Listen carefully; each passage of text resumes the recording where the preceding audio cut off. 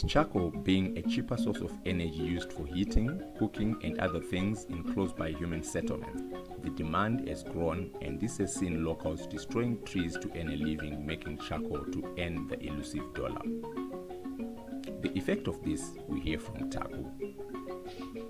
I'm right here in Hwange. This whole state that makes my heart pound when you look at something like this happening. I'm going to show you. Come closer, the cameraman. Come close. I'll show you. So this is charcoal. They've already made charcoal out of wood. But that's not the problem. The main problem is they're cutting trees. They're destroying trees. Elephants feast on these type of trees, and also there's a lot of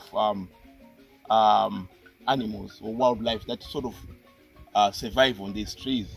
And these trees are averaging 78 years old, and they've just been destroyed for carbon fuel that's feeding Victoria Falls and some human settlements in Hwange.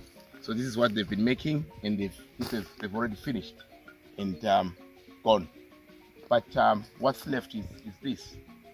But we're saying there's a better way we can find to sustain them in a sustainable way that stops them from doing such practice, which is quite a Stone Age kind of way. Come and I'll show you what we are doing here. So, here we are. I have no idea why this tree was chopped off, but for no reason it's been cut. And they've already done whatever. So they cut trees from all over the place, and then they bring and wet them on here. And they've already gone. And here as well, that's another kind of like an oven. So it's quite a sad. We are trying to grow trees, and some people are also destroying. So the human settlement is in the towns. So it's mostly Victoria Falls and Hwange towns where they have an appetite for this charcoal. So something has to be done drastically. There has to be a change of thinking, so that they don't destroy. There has to be another way they can make money. How much are they making out of this? God knows how much they are. So come, I'll show you this big tree. So this big tree, just come closer with the camera. This big tree is well over, it's a hardwood tree. It's well over probably 100 years old or even more. And it's weeping, it's crying, it's been chopped off. Yeah, you can see its tears there. It's been chopped off. But trees bring life, and also they have they breathe the same oxygen as us. So we have the same. We can't have forests being destroyed in our watch. And this is very close to me. So I'm gonna have to find a way of talking to the villagers and say, right, we have a problem here. And I know they have been solved, but they still continue because there's nobody to police them what they're doing here. And it's sad, but that's part of life, that it's carbon fuel, and the human settlements are expanding and people want fuel.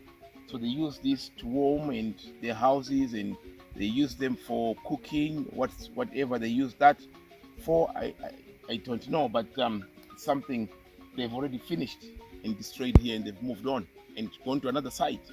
So if you come here, if you don't, nothing is done in 10 years down the line, there'll be nothing. But why is the community destroying their own forests? This is it, carbon fuel. But this rural community, they have no any source of income, and this is what comes out of it. So you can imagine how many trees. There we are, how many trees, and then set fire under there, and it creates charcoal, and they sell that, for survival. But this is out of desperation. We should stop this forest. This could be probably half of a forest destroyed here. What can be done to rectify this situation? It's better to empower people in their local environment, and this is part of what we are doing in our local environment. We try and create attractions that can pull small economies, and then people can survive on them. The world has changed so much that we can't catch up and we are left behind. So nobody remembers the struggling people in rural areas, and the only way we can do that is creating some attractions that can bring people and bring these economic or these neglected communities or people that are left behind. If we don't do that, they resort to ways that they can make themselves survive. One example is cutting down trees recklessly, and this is what will actually happening because we are not giving them a way of sustaining themselves. So we want to try and sustain communities and also stop them from what they call it hunting here, but in some quarters they call it poaching. So there's no way you can leave your children starving when you know that there's food out there around you. So if you create an economy that gives them an alternative, it stops that from happening. So we're going to break the cycle, but the only way we're going to do it, we're going to go back to what we are trying to do and attract people to come into small communities like this and help us sustain us. You know, it's a new way of what we call responsible traveling and responsible tourism or slow travel that we always talk about.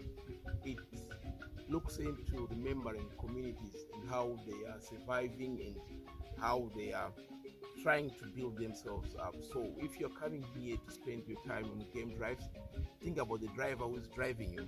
Think about the cameraman that's taking pictures with you. Think about the scout that is taking you around.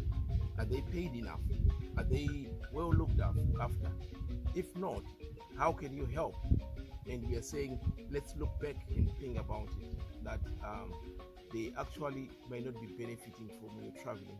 So the only way is changing to responsible traveling, to come to communities like here where we build our own attractions and then we say, people, come and spend your time. What do you want? And we can meet those requirements. It takes time, but we eventually will get there. So from what I've said in summary is, let's also be responsible travelers. Let's have a slow travel policy and sustain and live within our means of what we have, and this is what we are trying to do. The days of spending things that we don't need, luxuries we don't need, are over, and we are living within our means. We are using our own local resources to make whatever we have here, and it's all our local material. We explore indigenous trees that can be of benefit to the community. What tree is this? It looks very interesting. It's looking happy.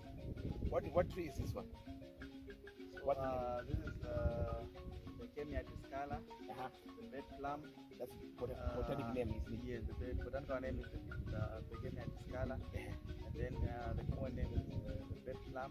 Bed plum, yes. Yeah, some call it that's name, local name, yeah. This one is also indigenous to Zimbabwe, and then it also does well.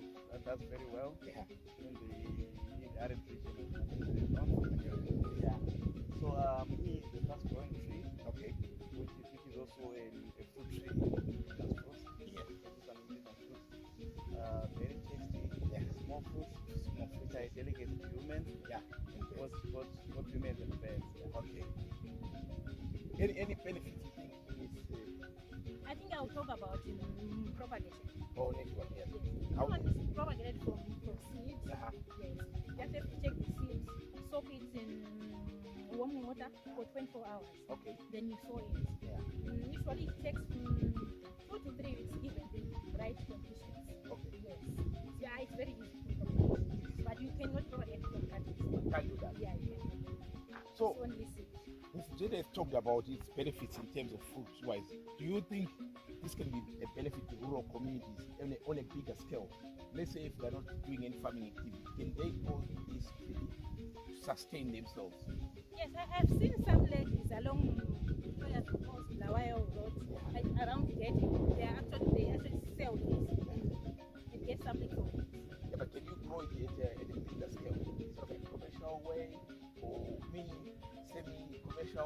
that. So it's a way of sustaining sort of rural community. Maybe, but it's quite slow. Maybe in terms of growth, maybe it take 8 to 10 years for it to reach Maturity. yes. So can you graft the other side? We haven't tried, yeah. But it can be tried. The other Graft. benefits, yeah, it can be tried. Yeah. But the other benefits, I think, some people use some form of beer. Yeah, that's what I Yes. was thinking. Yeah. Some people use it from produce. Whiskey. Beer. Yeah. And then, I think bread also. Bread as well. I think there's Quite a lot of bread we can produce. Yes. I've seen people using it for pizza.